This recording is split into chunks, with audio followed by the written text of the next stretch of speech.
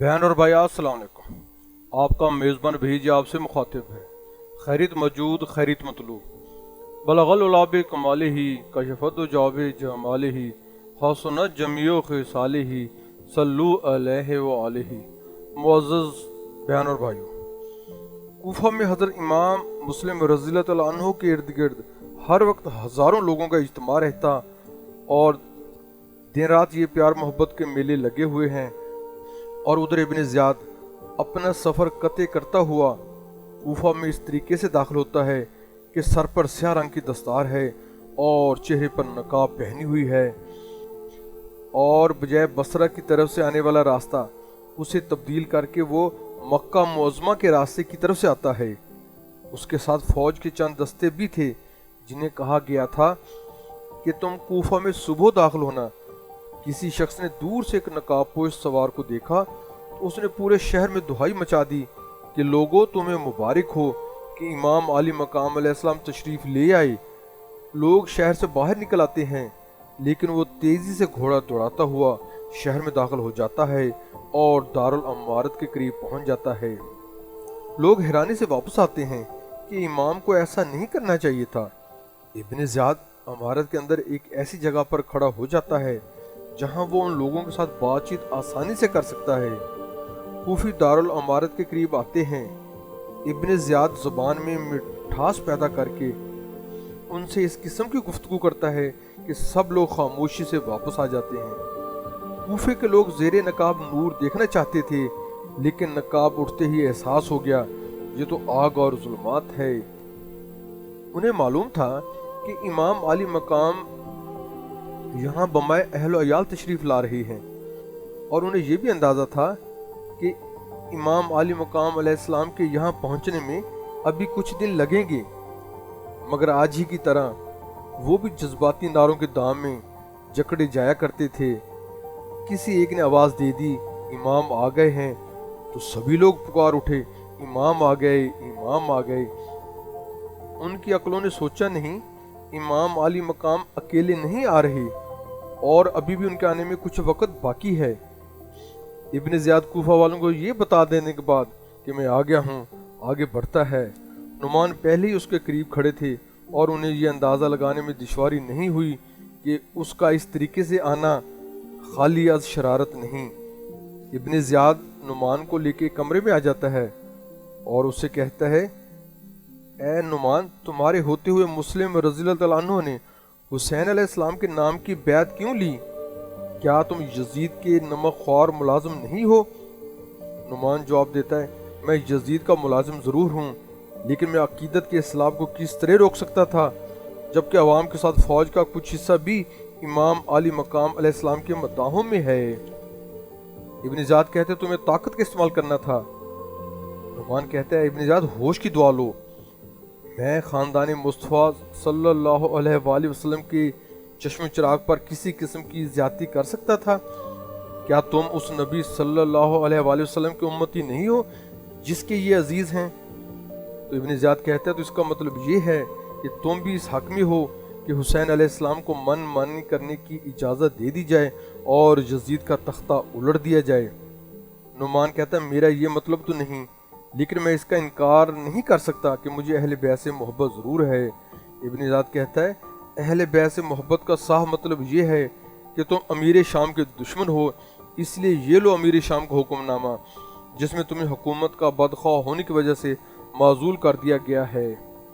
नुमान पहले ही जान गए थे कि ये शैतान खैर के साथ तो हरगिज़ नहीं आया। अब शक ने यकीन की सूरत इख्तियार कर ली।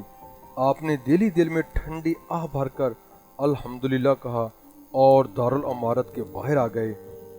अल्हम्दो तो इसलिए कहा कि मैं इस इम्तिहान से बच गया जो इमाम आली मकाम अलैहिस्सलाम के आने के बाद शुरू हो सकता है कि हुकूमती नज़्म व नस्क बरकरार रखने के लिए अहल बैत के साथ कोई ज़्यादती हो जाती। और ठंडी आह इसलिए भरी थी कि बसरा का ये जालिम गवर्नर इंसान के रूप में शैतान है और अहल बैत के साथ किसी भी किस्म के जुल्म व ज़्यादती से बाज नहीं रहेगा। ये खबर रात ही रात कूफा में गर्दिश करती हुई हर शख्स तक पहुंच गई कि नुमान गवर्नरी से माजूल हो चुके हैं اور ان کی جگہ اب ابن زیاد عامل کوفہ بن گیا ہے۔ اس خبر نے کوفیوں کی نیند حرام کر دی اور ہر شخص اپنی اپنی جگہ بے تاب نظر آنے لگا۔ صبح طلوع ہوتی ہے، آج بجائے نعمان کے ابن زیاد کا دربار لگتا ہے اور وہ اپنی عیار نگاہیں اپنے درباریوں کے چہروں پر گاڑ دیتا ہے اور پھر اپنی مرضی کے چند لوگ منتخب کر لیتا ہے۔ اس نے بند کمرے میں منتخب لوگوں سے مشورہ کیا، مکمل طور پر حالات سے آگاہی حاصل کی۔ کچھ لوگوں کو خرید کر انہیں دوسروں کو خریدنے کے لیے بھیج دیا گیا۔ پہلا پتہ پھینکتے ہی خاطر خواہ نتیجہ برآمد ہوا، کئی کام کے آدمی خرید لیے گئے۔ پھر دوسرا پتہ پھینک دیا گیا، ایک کھلا اجلاس طلب کیا گیا، لیکن ساتھ ہی ساتھ ادھر ادھر مسلح فوجی دستے بھی پھیلا دیے گئے۔ اس کی اپنی فوج بھی شہر میں داخل ہو چکی تھی۔ گفتگو میں زبردستی نرمی پیدا کر کے لوگوں کو فضا سازگار رکھنے اور پرامن رہنے کی تلقین کی گئی اور ساتھ ہی ساتھ بدامنی کے نتائج سے دبے الفاظ سے آگاہ کر دیا۔ دونوں حربے نہایت کارگر ثابت ہوئے۔ کوفیوں کا جوش و خروش کافی حد تک تھم چکا تھا۔ اب لوگ امام علی مقام علیہ السلام کی حمایت کا ذکر تو کرتے تھے، لیکن یزید کے خلاف کوئی لفظ زبان سے نہیں نکالتے تھے۔ پھر ایک اور اجلاس ہوا، لوگوں کو سیاست چھوڑ کر کاروبار میں دلچسپی لینے پر زور دیا گیا۔ سیاست کے نقصانات اور کاروباری فوائد گنوائے گئے، جنگ و جدل کی ہولناکیوں سے ڈرایا گیا اور امن و آتشی کی خوبیوں سے آگاہ کیا گیا۔ اب تقریر کرنے والے ابن زیاد نہیں تھا، بلکہ یہ مقررین ان لوگوں میں سے تھے جنہوں نے امام علی مقام علیہ السلام کو خطوط لکھے تھے، جنہوں نے امام مسلم رضی اللہ عنہ کا استقبال کیا تھا اور جو یزید کی حکومت کا تختہ الٹنے کا خواب دکھایا کرتے تھے۔ ان لوگوں کا عوام کے سامنے اس روپ میں آنا جو اثرات مرتب کر سکتا تھا وہ پورے طور پر نمایاں ہو گئے۔ امام مسلم رضی اللہ عنہ کا حلقہ محبین اب کوفہ کی جامع مسجد تک محدود ہو کر رہ گیا تھا۔ لوگ ہزاروں کی تعداد میں نماز کے وقت مسجد میں آتے اور حضرت مسلم رضی اللہ عنہ کی اقتداء میں نماز پڑھتے، لیکن اب نماز کے بعد مسجد میں ٹھہرنے کے لیے کوئی بھی تیار نہ ہوتا۔ لوگ ہر نماز کے فوراً بعد اپنے اپنے دنیاوی مشاغل میں مصروف ہو جاتے۔ امام مسلم رضی اللہ عنہ کوفہ والوں کی تبدیلی دیکھ کر انتہائی پریشان تھے۔ انہیں اپنی فکر تو کم تھی، لیکن انہیں اس خط کا غم تھا جو امام علی مقام علیہ السلام کے نام لکھ چکے تھے۔ وہ سوچتے رہتے کہ جب امام علی مقام علیہ السلام یہاں آئیں گے تو یہ لوگ اور بھی بدل چکے ہوں گے۔ چند لوگ ابھی باقی ایسے تھے جن کے پاس آپ شب پاشی فرماتے۔ ان کے سامنے اپنی خدشات کا اظہار کیا کہ یہاں حالات خراب ہو چکے ہیں، کسی طرح حضرت امام علی مقام علیہ السلام کو اطلاع دے دی جائے کہ وہ کوفہ تشریف نہ لائیں، راستے میں جہاں بھی ہیں وہیں سے واپس چلے جائیں۔ وہ لوگ تسلی دیتے اور وعدہ کرتے کہ ہم آپ کے ساتھ ہیں، چند دنوں تک اس نئے حاکم کو ہم اپنے قابو میں کر لیں گے اور پھر فضا سازگار ہو جائے گی، آپ بالکل فکر نہ کریں۔ لیکن جب صبح ہوئی تو ان کے پاس ابن زیاد کا آدمی بلانے کے لیے آ گیا کہ وہ حضرت مسلم رضی اللہ عنہ کو لے کر میرے پاس آئیں۔ وہ بے خوف ہو کر چلے گئے۔ ابن زیاد نے حضرت مسلم رضی اللہ عنہ سے سوال کیا کہ کیا آپ لوگوں میں تفریق پیدا کرنے کے لیے یہاں آئے ہیں؟ حضرت مسلم رضی اللہ عنہ نے ارشاد فرمایا، ہرگز ایسا نہیں، ہم تو ان کے پاس اس لیے آئے ہیں کہ ان کو انصاف کا حکم دیں اور انہیں کتاب اللہ کے احکام کی طرف بلائیں۔ ابن زیاد کہتا ہے، آپ جو بھی کرنا چاہتے ہیں یا کر رہے ہیں اس کو حکومت برداشت نہیں کر سکتی، اس لیے اس سلسلے کو بند کر دیں۔ امام مسلم رضی اللہ عنہ فرماتے ہیں، ابن زیاد ہم یہاں اپنی مرضی سے نہیں آئے بلکہ ہمیں لوگوں نے سینکڑوں خطوط لکھ کر بلایا ہے۔ امام مسلم رضی اللہ عنہ نے فرمایا، میں جانتا ہوں۔ ابن زیاد نے کہا، میں جانتا ہوں، لیکن اب یہ لوگ میری مرضی کے خلاف کچھ نہیں کر سکتے، اس لیے پہلا خیال دل سے نکال دو۔ حضرت مسلم رضی اللہ عنہ بحث کو طول نہیں دینا چاہتے تھے، اس لیے خاموشی سے واپس تشریف لے آئے۔ مغرب کی نماز کا وقت ہے۔ کوفہ کے لوگ حسب معمول مسجد میں آ رہے ہیں، وضو کر چکے ہیں، جماعت شروع ہونے والی ہے۔ مسجد کے باہر کسی نے اعلان کر دیا، جو شخص امام مسلم رضی اللہ عنہ کو اپنے پاس رکھے گا اسے قتل کر دیا جائے گا۔ جناب مسلم رضی اللہ عنہ نے اللہ اکبر کہا اور نماز کی نیت باندھ لی۔ ہزاروں کی تعداد میں لوگ آپ کے پیچھے نماز پڑھ رہے تھے۔ فرضوں کی نماز پوری ہوئی۔ نائب حسین علیہ السلام نے سلام پھیرا، دعا مانگی، اور سنتوں کی نیت باندھ لی۔ سنتوں کے بعد نوافل پڑھ کر فارغ ہوئے، پیچھے مڑ کر دیکھا تو مسجد خالی تھی، صرف ایک نحیف و ضعیف بزرگ ہاتھ میں تسبیح لیے بیٹھا تھا۔ آپ حیران ہو کر بوڑھے سے سوال کرتے ہیں، بابا کیا ہوا؟ سب لوگ کدھر چلے گئے؟ کیا انہیں زمین کھا گئی یا آسمان نے اٹھا لیا؟ بابا آتا ہے اور عرض کرتا ہے کہ حضور یہاں حالات بالکل خراب ہو چکے ہیں۔ نماز کے وقت مسجد کے باہر اس قسم کا اعلان ہوا تھا جسے سن کر سب لوگ بھاگ گئے ہیں۔ میرا نام ہانی ہے، میں نے امام الانبیاء صلی اللہ علیہ وآلہ وسلم کی زیارت کی ہے اور مجھے صلی اللہ علیہ وسلم کا صحابی ہونے کا شرف حاصل ہے۔ آئیے آپ میرے گھر تشریف لے آئیں، میں جیسا بھی ہوں سرور دو عالم صلی اللہ علیہ وآلہ وسلم کی اہل بیت کا خادم ہوں۔ میرے گھر کے دروازے آپ پر ہمیشہ ہمیشہ کے لیے کھلے رہیں گے، اور میں اسی ارادہ میں یہاں پیچھے رہ گیا تھا کہ آپ کو اپنے ساتھ لے جاؤں۔ شام گہری ہو چکی تھی، لوگوں نے ڈر کی وجہ سے اپنے دروازے بند کر رکھے تھے کہ کہیں امام مسلم رضی اللہ تعالیٰ عنہ ہمارے گھر نہ آ جائیں۔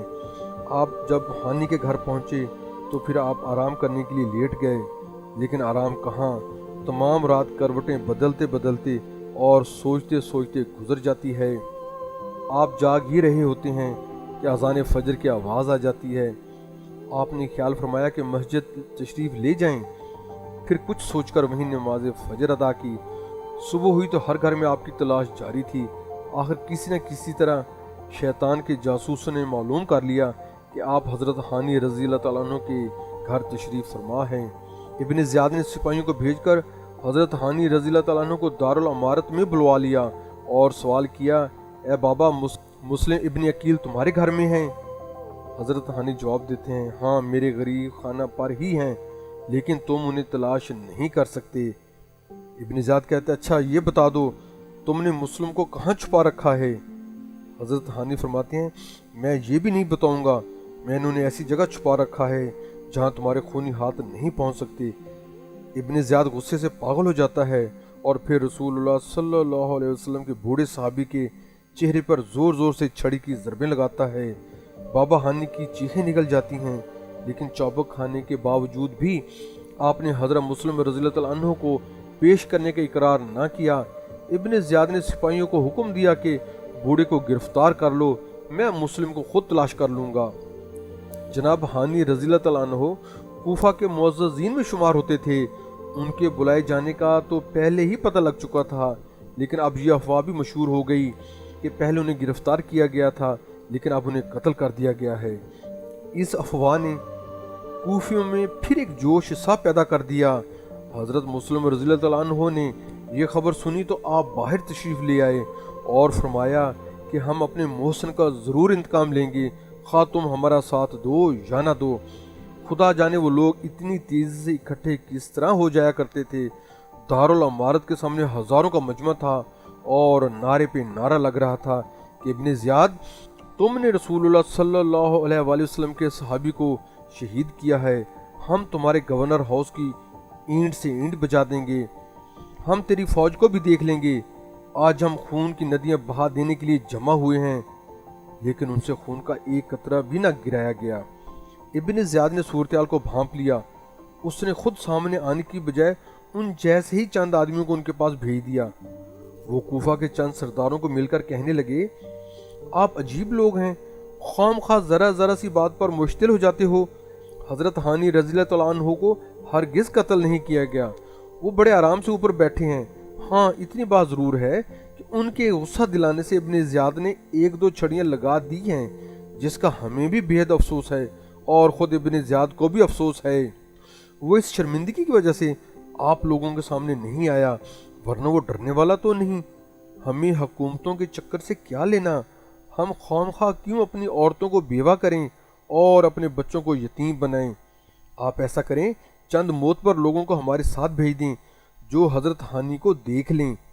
چنانچہ آدمی گئے اور انہوں نے آ کر لوگوں کو بتا دیا کہ حضرت ہانی رضی اللہ تعالیٰ عنہ زندہ ہیں، گھبرانے کی کوئی بات نہیں، یہ صرف افواہ تھی جس نے ہم سب کو پریشان کر دیا تھا۔ گورنر انہیں چھڑی مار دینے کی وجہ سے سخت شرمندہ ہے اور وہ ہانی سے معافی مانگ رہا ہے۔ اور یہ بات وہ بالکل ہی گول کر گئے कहानी जंजीरों में जकड़े हुए हैं। चंद ही लम्हों में मजमा मुंतशिर होकर काई की तरह फट गया और जनाब मुस्लिम रज़ियल्लाहु अन्हु फिर से बेयारो मददगार अकेले रह गए। बहन और भाइयों, हम आपसे मुल्तमिस हैं कि आप अगर हमारे चैनल पर नए आए हो तो हमारा यूट्यूब चैनल वही जो पोइट्री सब्सक्राइब करके बेल आइकन पर क्लिक कर लें, हमारी वीडियोस को लाइक करें और अपने ग्रुप्स, फ्रेंड्स, व्हाट्सएप और फेसबुक पे शेयर करें। कमेंट्स बॉक्स में अपनी कीमती आरा से हमारी रहनुमाई फरमाएं। आपके ये मोहब्बत भरे इक़दाम हमारे लिए हौसला अफजा होंगे। जज़ाकल्लाह।